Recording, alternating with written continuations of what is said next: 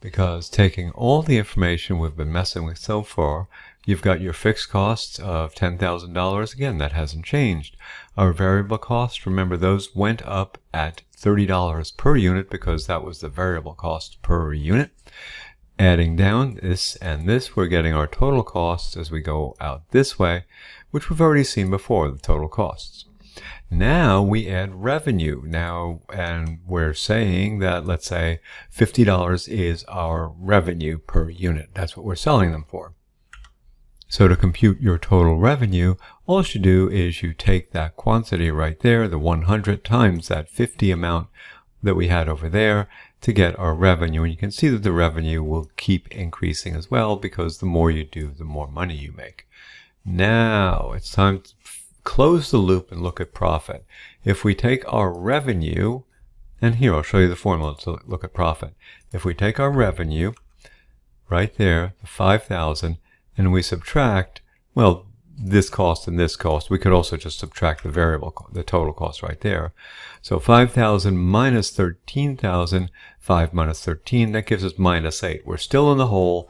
We're still not making enough money. We only have a total of $5,000 profit, but our costs were $13,000. But if we keep going forward, making more and more and more, at some point, this negative profit becomes, ta-da, 0. So at 500 units, you can see that our revenue, total revenue, 25,000, equals our total costs. So at that point, we are at what they call break even. In other words, we've broken even, and anything we do beyond that is gravy. In other words, we're not making negative, we're not losing money, we just broke even, and from now on, the more we make, the more revenue we bring in. Now, looking at it graphically, yet again, we still have our quantity. Now it's hard to see because it's in the middle. The reason it's in the middle, the reason it's in the middle there is because that's the 0 point. The reason the 0 point's in the middle is because we were having some losses. But let's start with the basics. There's your blue line, that's your fixed cost. That little dotted blue line right there, that is your variable cost. Remember that fixed cost is always flat, same amount all the time. That variable cost is going to go up, a little bit for each unit you make, at $30 a unit. And then when we add that one, the two blue lines together, that one and that one, the fixed and the variable, we get yet that stripy blue line, which we're calling our total cost. So there's the total cost, and this is basically the same line we had from above. So far, nothing's changed, but now we added in this green line, green for money, because that's our revenue line at this point. So our total revenue keeps going up, and the slope on that is going to be $50 a unit. So every unit we sell, we get another $50. So it's going up in little $50 increments that are hard to see up close, but when you look at it overall, it looks good. Now, lastly, we take this profit line and we graph that as well. That's the reason, remember, we started at minus 10,000 here. There's that minus 10,000. So we're starting in the hole, but you can see the profit keeps climbing, climbing, climbing. And remember, here's that 0 line. So once it hits that 0 line, and again, that quantity is 500 right there, and you can see it there as well. Once it hits that 0 line, we know we're starting to make profit and we're above 0. Another way to see that is there's our total cost line again, that double blue line, that's our total cost, and the green line was revenue.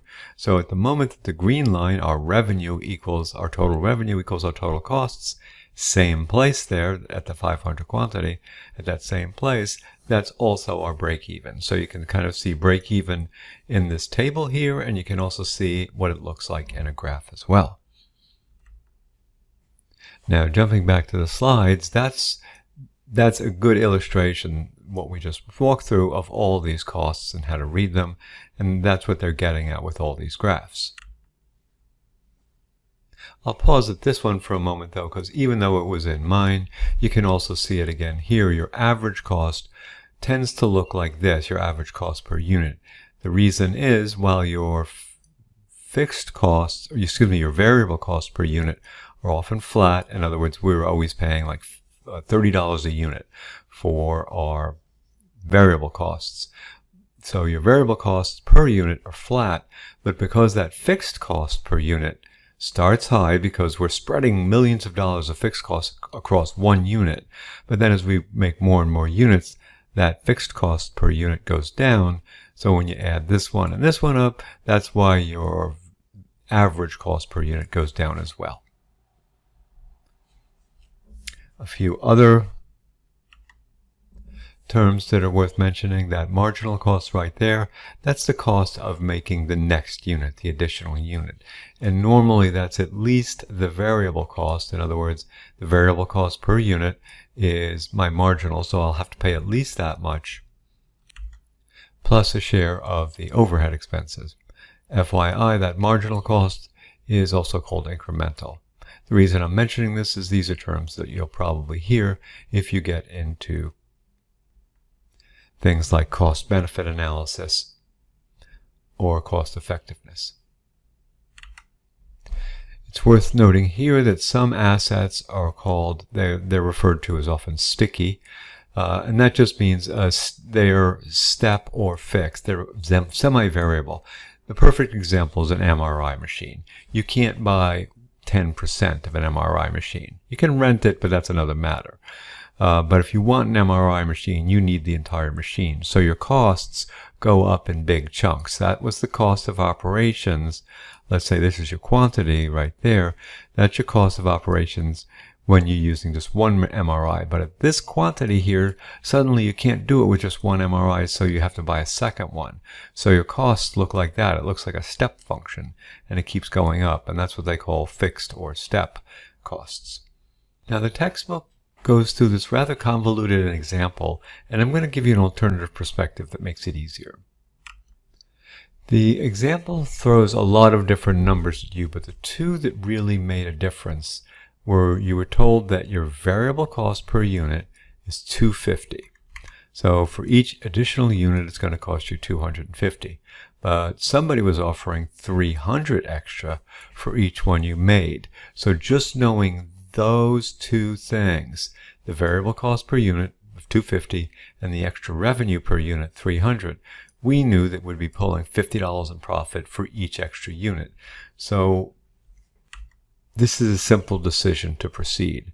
The textbook goes into a much longer and more convoluted thing, but it only works because these two things, the variable and the fixed, meant you were getting a profit for each extra unit. Now, just wrapping up with a few other definitions you might see. Now, we've walked all the way through that break-even formula, and you've got the worksheet that does all the math for you if you want to try and recreate it. I did want to point out one little word, that contribution margin, that's the profit per unit I talked about, but another word for profit per unit is also called contribution margin, just so at least you've heard it once. Now, even though I've showed it to you graphically a number of ways, it's worth going through this simple calculation to compute your break-even quantity. You're generally going to be given your fixed costs, your total fixed costs, a variable cost per unit, and then your revenue. So given there's your revenue per unit, and there's your variable cost per unit, so you compute your profit per unit, or that contribution margin, what they call contribution margin. And the way to remember that is it contributes to your bottom line. But your profit per unit there is simply the 50 minus the 30, your revenue minus your variable cost. So that's not the total profit per unit, but that's the, let's say, variable profit per unit. So you're making $20 on that, but that $20 assumes that you still have to cover this overhead.